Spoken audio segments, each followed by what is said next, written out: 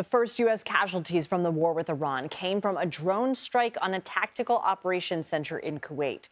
6 U.S. troops were killed in that attack. But even before the conflict in the Middle East, the war in Ukraine became a testing ground. Ukraine, we're talking about, for the use of unmanned drones in active military combat.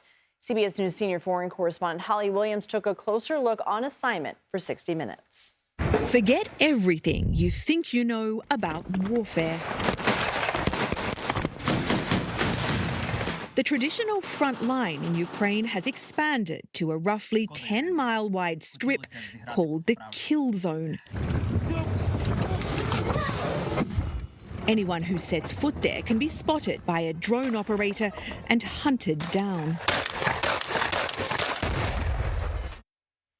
Retired Army Lieutenant General and CBS News contributor H.R. McMaster joins us now. He also served as National Security Advisor during President Trump's first term.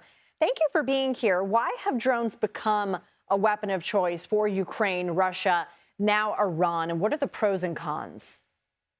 Well, Lindsay, what you're seeing is an evolution in the character of warfare. These drones and the use of these drones is associated with increased transparency on the battlefield. So it's the drones in combination with low Earth orbit satellites and RF, radio frequency collection capabilities that have improved visibility and then enabled this kind of targeting. What you saw in the clip were these FPV drones, wire-guided drones that now can get out to 40 kilometers, and they're impervious to jamming.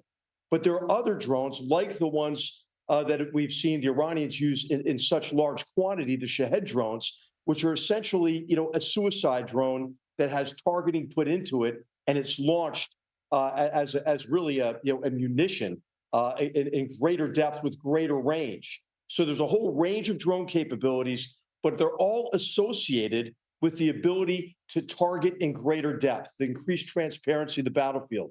That's why I think, Lindsay, what we have to be able to do is blind our enemies, deceive our enemies, as well as develop more sophisticated and more cost-effective drone defenses. And those are all kind of in the works right now. What do drone defenses look like? Well, what you saw in that clip is something like shotguns, is like a basic one for these FPV drones. But jamming, certainly, because that forces, really one person to control one drone. Where drone warfare is evolving is where you can have one person control many. If they have meshed self-healing communications networks, hey, how about computing power at the edge that allow drones to learn in swarms? And you can give a drone formation, essentially, a mission. And these could be, of course, aerial drones, but what we've seen very effective with the Ukrainian Navy, for example, they don't have a Navy, but they're effective because they have these maritime drones as well, and then unmanned ground systems.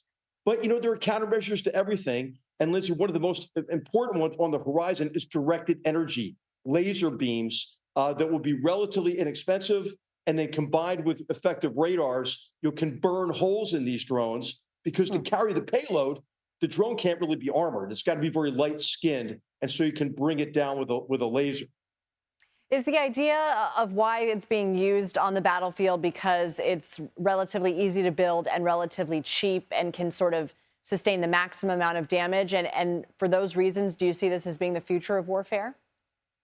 Well, it's an element of the future of warfare where warfare is extended in depth, and threats, now that we used to be kind of safe from, could be coming to our shores, Lindsay. I mean, if you look at Operation Spiderweb, that very effective operation that the Ukrainians launched deep in Russian territory, where they sent shipping containers that then lifted their lids, and then drones came out as relatively small, short-range drones to attack an airfield, for example. So drone defenses are going to be important, obviously, for combat formations, but to protect civilian populations and infrastructure, as we see the Iranians really these massive attacks on civilians and civilian infrastructure in the Middle East as well. Really quickly, because I'm out of time, but can these drones reach the United States, or would they have to be launched from like a barge?